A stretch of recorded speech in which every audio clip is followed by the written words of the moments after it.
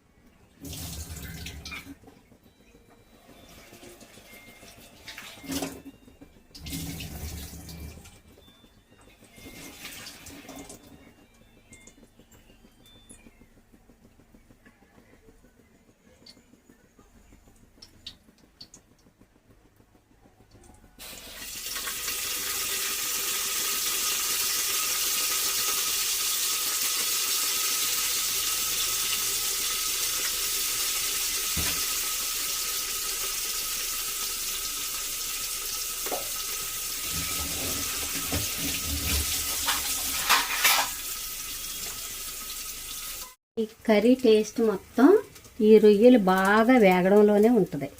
బాగా ఎర్రగా వేయించుకోవాలన్నమాట. ఓకేనా? బాగా వేగిపోయినాయి. ఇప్పుడు మనం ఏం చేద్దామంటే ఉల్లిపాయలు వేసుకుందాం ఫస్ట్.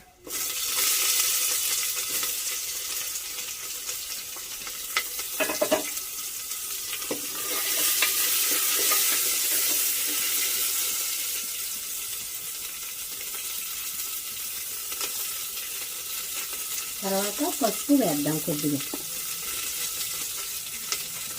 మనం తీసుకున్నవి ఎండు రొయ్యలు కాబట్టి ఆ స్మెల్ రాకుండా ఉండాలంటే పసుపు వేసుకోవాలి ఫస్ట్.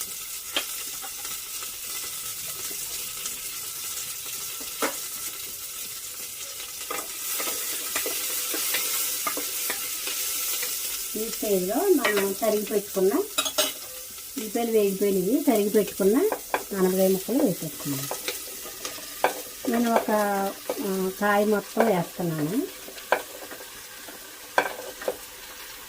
మీడియం సైజ్ కాయ అన్నమాట. మరీ పెద్దదే కాదు, మరీ చిన్నదే కాదు.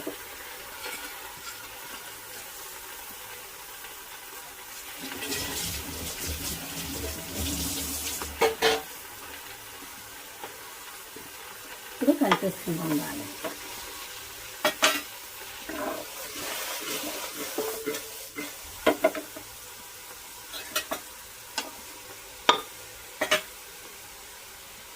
ఈ టైంలోనే మనం కొంచెం ఉప్పు వేసేద్దాం.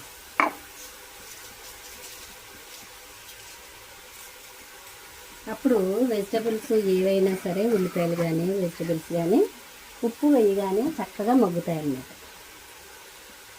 వేసి మూత పెట్టేద్దాం కొంతసేపు.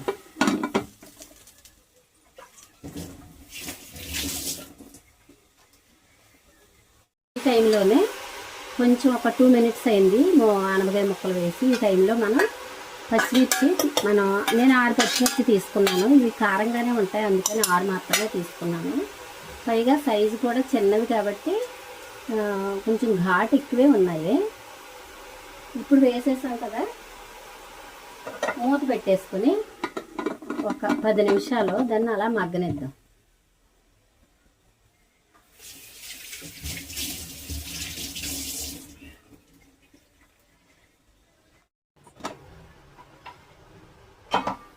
ఇప్పుడు చాలా వరకు ఉడికిపోయింది, అంటే హాఫ్ వరకు ఉడికిపోయింది అన్నమాట. ఆనపకాయ ఒక హాఫ్ వరకు ఉడికింది. ఇప్పుడు మనం ఏం చేద్దామంటే ఉప్పు పసుపు వేసాము, ఇంకా కారం వేసుకోవాలి.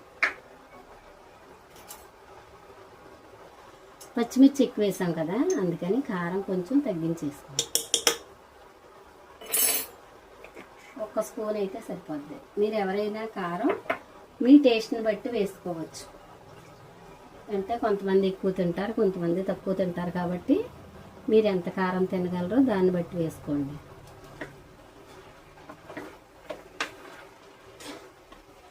ఈ కర్రీ చాలా బాగుంటుంది. ఇది ఓల్డ్ డేస్లో వెరీ ఇంపార్టెంట్, అంటే టేస్టీయెస్ట్ రెసిపీ అన్నమాట ఇది.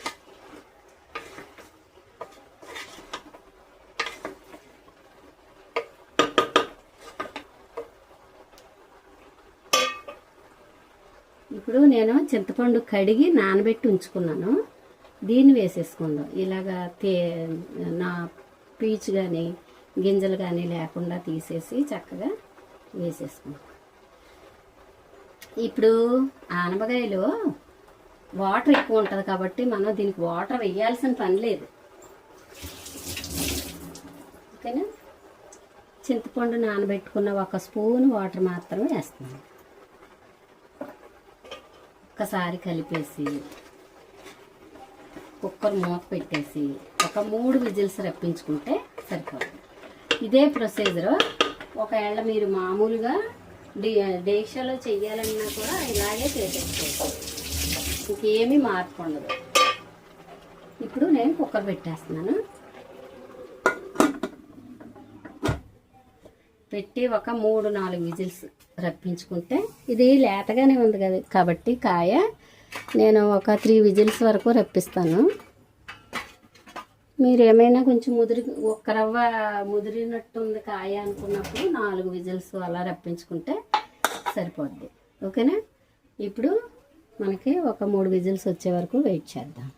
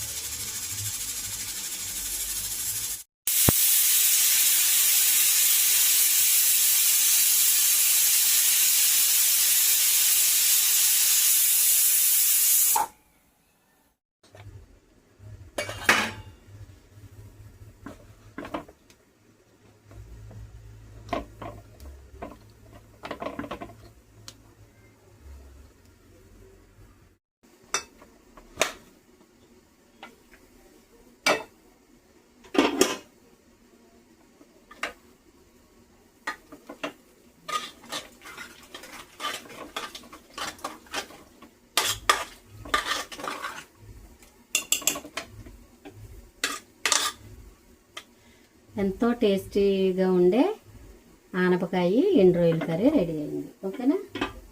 చక్కగా వేడివేడి కర్రీ, వేడివేడి రైస్ వేసుకొని తింటూ ఉంటే చాలా ఎమ్మీగా ఉంటుంది. ఓకే, మీరు కూడా ఇలా చేసుకుని తిని ఆరోగ్యంగా ఆనందంగా ఉండండి. ఇది తవ్వ, ఇది సోలా అంటారనమాట. అంటే 1/2 కిలో రైస్ ఇది, 1/2 కిలో రైస్ ఇది. ఇది మా అమ్మమ్మ గారి దగ్గర నుంచి వచ్చిన ఇత్తడివి అనమాట ఈ వస్తువులు. బియ్యం కొలుచుకుంటాం, బియ్యం కానీ పప్పులు లేకపోతే పిండి ఇలాంటివి కొలుచుకోవడానికి.